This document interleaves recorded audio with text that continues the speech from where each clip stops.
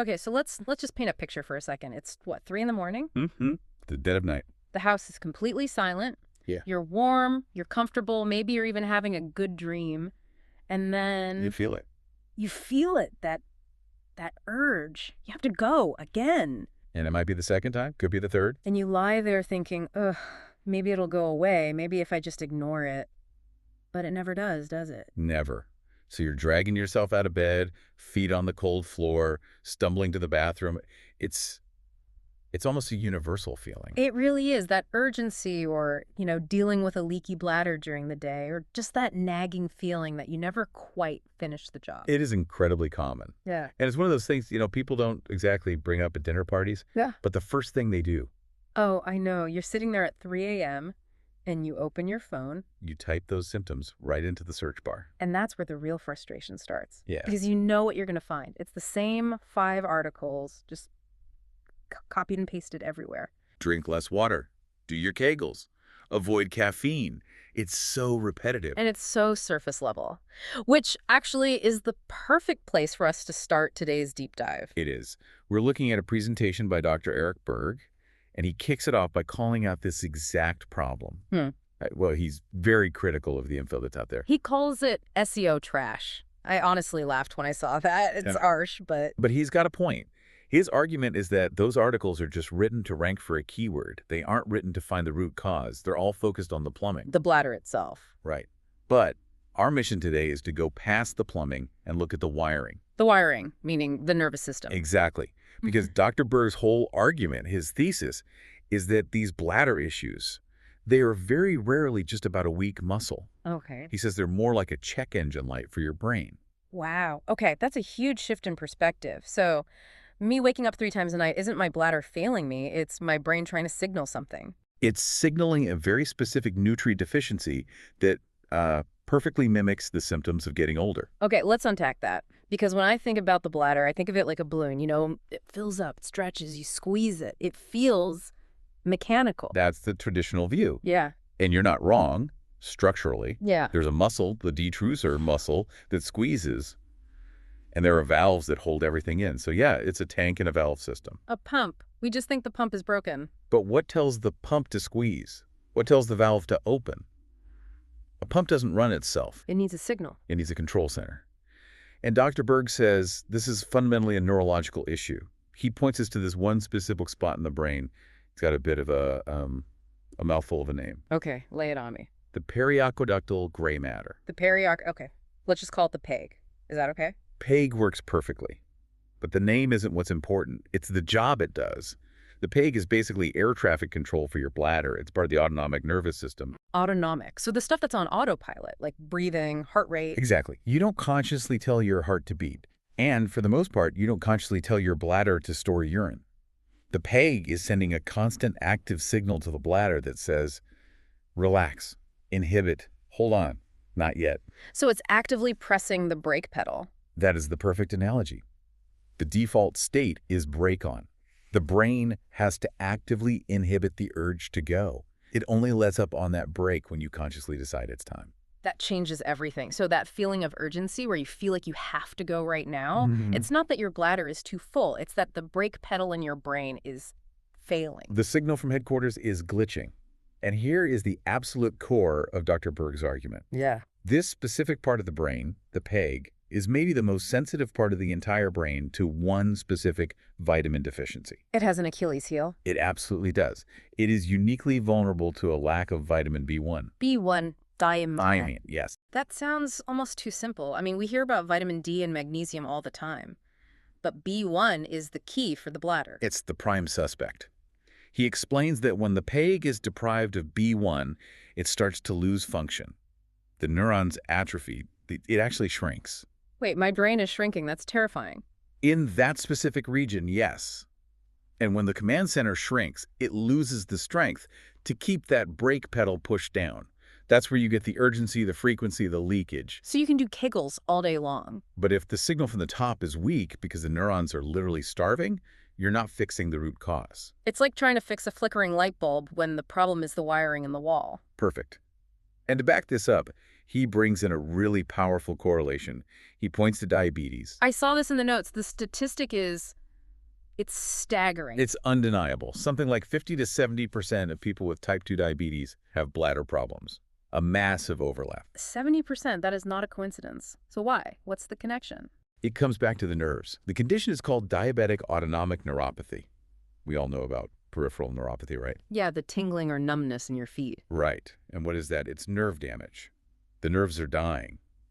Dr. Berg's point is the same process that's killing the nerves in the feet is killing the nerves that control the bladder. It's systemic. And I'm going to guess the nutrient needed to protect those nerves is... Vitamin B1. It's non-negotiable for nerve health for two reasons. First, it helps build the myelin sheath. The insulation around the nerve wire. Exactly. Without good insulation, the signals get scrambled. The brain says hold, but the bladder hears go. Which explains leakage. And second, B1 is crucial for energy production inside the nerve cell. Nerves are incredibly energy hungry. Without B1, they starve. So in a diabetic or anyone with this deficiency, the bladder's command center is slowly starving to death and shrinking. Which is why it looks just like aging. We just assume, oh, I'm getting older, my bladder's getting weaker. When really it might just be a nutritional deficit. Okay, so that leads to the big question. Why are we so deficient? Is it just that B1 isn't in our food, or is something else going on? This is the critical part. It's not just about intake, it's about depletion. Think of your B1 supply like money in a bank account. Okay. You make deposits when you eat B1-rich foods, but you make withdrawals every time your body processes energy. And here's the trap. Carbohydrates and sugar are incredibly expensive fuels. Expensive how? They require a huge amount of B1 to be metabolized. So every time you eat a bowl of pasta or a piece of bread or a sugary drink, you are making a massive withdrawal from your B1 account. So if my diet is high in carbs, I'm basically draining my account faster than I can fill it up. You're creating a deficit. You could be eating the recommended daily amount of B1, but your demand is so high from the carbs, you end up in the red. And he links this to insulin resistance. Directly, which he says affects 60 to 70% of the population. So you've got this vicious cycle. The carbs cause insulin resistance, and the carbs deplete the B1, which then starves the nerves. And that's the common thread he talks about. Now, to be fair, there are other causes, right? Like an enlarged prostate. Oh, absolutely. Prostate issues, fibroids, prolapse, those are real structural problems a doctor needs to check. But he's saying for the huge number of unexplained cases where the doctor says everything looks fine, this B1 depletion is the silent driver. So let's get to the protocol. If someone's listening and this is all clicking for them, what do they do? It's a two-step process. Step one is you have to correct the deficiency. Refill the bank account. But, and this is a huge but, he says a regular B1 supplement might not cut it. He was really specific about the type. He said benfotiamine. Benfotiamine, yes. This is the key. Your standard B1 is water-soluble. Okay. But what's your brain made of? And the myelin sheath? Fat. Mostly fat, lipids. Yeah. Water-soluble B1 has a really hard time getting through that fatty barrier to reach the command center. Oil and water, you know. So benfotiamine is fat-soluble. It is. It's a fat-soluble version of B1. Think of it like a VIP pass. It can slip right through the fatty tissues of the brain and nerves and get to work where it's needed most. You need the VIP pass to fix the wiring. Exactly. He recommends taking benfotiamine for the nerves, along with a natural water-soluble B1 for the rest of the body. And he stresses natural, not the synthetic stuff. What's the timeline on this? Are we talking a quick fix? Well, he says you might notice the urgency improve in as little as 2 weeks.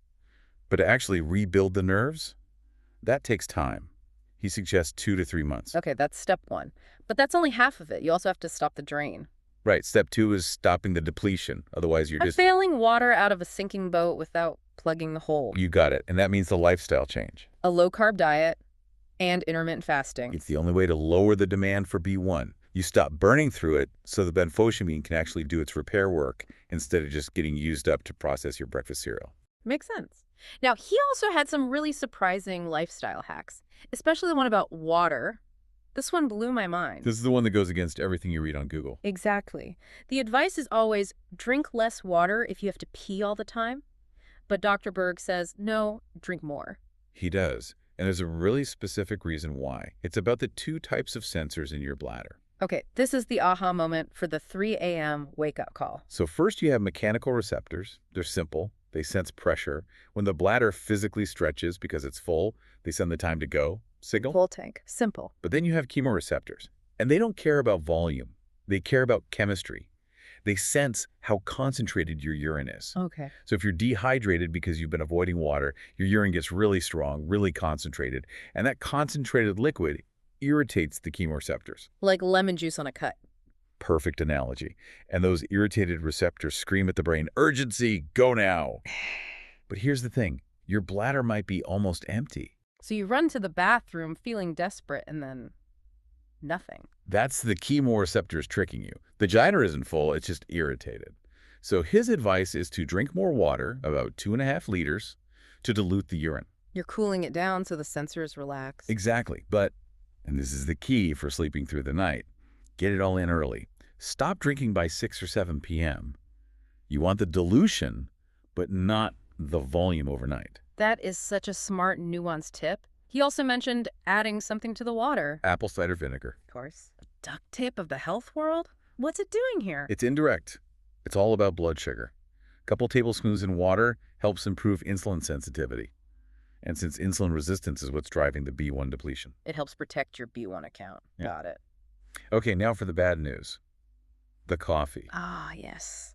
The coffee. Unfortunately, caffeine is a direct bladder irritant. It just makes the muscle want to contract. So he says you've got to cut it way down, maybe 1 small cup in the morning. That's a tough pill to swallow for a lot of us, but if it means sleeping through the night, it's probably worth it. And there was one last tip, a more physical one. The manual massage. This one seemed a little out there at first. Well, the bladder is a muscle, right? Yeah. And like any muscle, it can get congested or atrophied. He suggests manually pressing into that area just above your pubic bone. Just applying pressure. Gentle pressure, yeah. Massaging it to stimulate the tone. And he says it can help push out any of that residual urine that's left behind. It's interesting. We'd massage a sore calf muscle. Why not this one? It really rounds out the whole approach. You're feeding the nerves, stopping the depletion, soothing the sensors, and physically stimulating the muscle. It covers all the bases. It really does. So to recap for everyone, if you're dealing with these issues, the first thing to think is maybe not plumbing. Think wiring. Think nervous system. Think vitamin B1. Step 1, get the right supplements. That's the benfotiamine, the VIP pass for the brain, and a natural water-soluble B1. Step 2, plug the leak. Cut the carbs. Try some intermittent fasting. Stop burning through your B1 stores. And step 3, hydrate smarter. Drink more water, but drink it earlier in the day to dilute the urine. And yeah, maybe ease up on the coffee and add a splash of apple cider vinegar. It's a whole system approach, and it feels so much more empowering than just being told it's a normal part of aging. Exactly. That's the takeaway. These things aren't always inevitable. They're physiological states. And if you give the body the right materials, you can support it. Which brings me to this final thought. If a B1 deficiency can make your brain lose control of your bladder, what else is it doing that we're not noticing? That is the big question. The bladder is just the loudest alarm bell because it wakes you up. Yeah. But what about digestion? Heart rate variability? Temperature control? It's all run by the same autonomic nervous system. The problem is probably systemic. It just shows how connected everything is. We have a bladder doctor, a heart doctor, a foot doctor. Yeah. But if the root cause is a nutritional deficit affecting all the nerves, then it's all the same problem. It's a fantastic reminder to look at the body as a whole system. You have to nourish the root, not just patch up the leaves. And sometimes that root is as simple and as complicated as a single vitamin. So next time you wake up in the middle of the night, maybe don't be so annoyed with your bladder. Maybe see it as a message from your brain. A little note saying, hey, could you send down some B1? It might be the most important thing you hear all year. Thank you for diving deep with us. We really hope this gives you some new tools to work with. Stay curious. We'll see you on the next deep dive. Take care.